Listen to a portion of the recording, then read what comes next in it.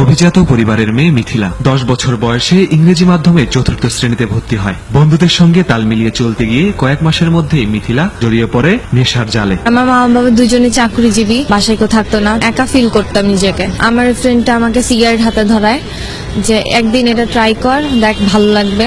বন্ধুত্বের গভীরতা যত বাড়তে থাকে, নেশার জগতে বিচরণ ততই বাড়তে থাকে মিথিলার। একদিন দুই দিন ট্রাই করে এভাবে ওর সাথে ঘোরাঘুরি শুরু করি। একটা লাউঞ্জে নিয়ে যাই, সেখানে আমাকে সীসা নেওয়ায়। মাদকের ভয়াল থাবায় ঘায়েল হয়ে পরিবারের সদস্যদের সঙ্গে অশোভন ব্যবহার, স্কুলে অনিয়মিত হওয়া, নানা ধরনের সমস্যায় ছাড়তে হয় ইংলিশ মিডিয়াম। এভাবে কেটে যায় মিথিলার 5টি বছর। কারো কথা ভালো লাগতো না, সবার সাথে চিল্লাচিল্লি করতাম, পড়াশোনা থেকে মনোযোগ উঠে যায়।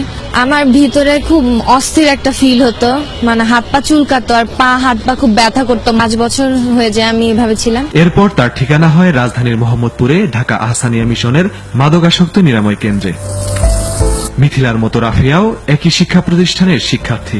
9ম শ্রেণীর শিক্ষার্থী রাফিয়া সম্পর্কে জড়িয়ে পড়েন এক মাদকাসক্তের সঙ্গে। মাদকে রাফিয়া আনারি হলেও বয়ফ্রেন্ডের সঙ্গে মিলিয়ে চলতে গিয়ে নিজেও পটু বনে যান মাদকে। রিলেশন যে ছেলের সাথে হইলো, হি ওয়াজ হি ওয়াজ আ ভেরি গুড ড্রাগি। তখন আমার লাইফে জাস্ট শুরু, আস্তে আস্তে খাওয়া হইলো, টোটালি ড্রাগস ইনভলভ হইলো। মাদকে এগিয়ে গেলেও একসময় পিছিয়ে পড়েন পড়ালেখায়। তারও ঠিকানা হয় নিরাময় কেন্দ্রে। ড্রাগ করতে গিয়ে প্লাস বয়ফ্রেন্ডের সাথে টাইম দিতে গিয়ে বেশিরভাগ টাইম ওইখানে স্পেন্ড করা হতো। বাসে টাইম দিতে পারতাম না, স্কুলে কলেজ সব বাদ হয়ে গেছিল। তবে উচ্চবিত্ত ঘরের আদরের দুই দুলালি চিকিৎসা নিয়ে এখন ফিরে গেছেন স্বাভাবিক জীবনে। আমি এখন আমার ফ্যামিলির কাছে অনেক অনেক ভালো। এখন আমার বাবা মা আবার আগের মতো, আমি আমার বাবা মাকে ফিরে পাইছি। আগে যে সমস্যা ছিল ঝগড়াঝাটি ইয়েতে, ওগুলা কমছে।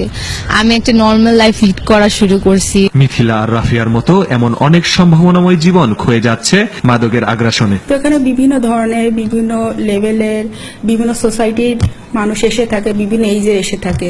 বাট মোস্ট অফ পিপল থাকে ইংলিশ মিডিয়াম থেকে এসেছে, অল অফ টিনেজার।